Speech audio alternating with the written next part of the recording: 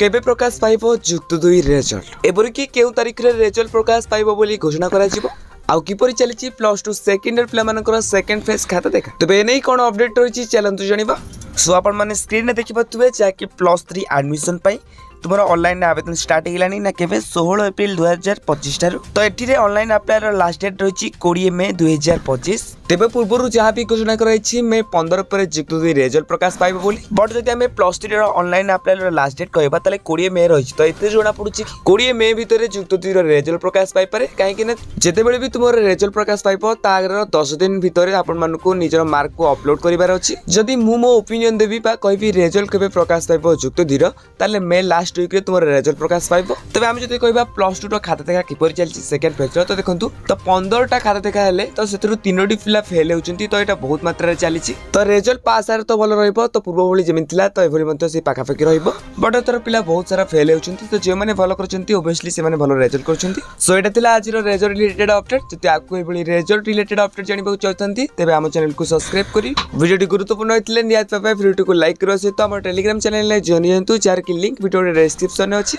आ हां ए video T आपन मन को संग मन पक्को नेत भाबे शेयर करंतु जा फल कि से माने मते ए गुरुत्वपूर्ण खबर जानि परिबे।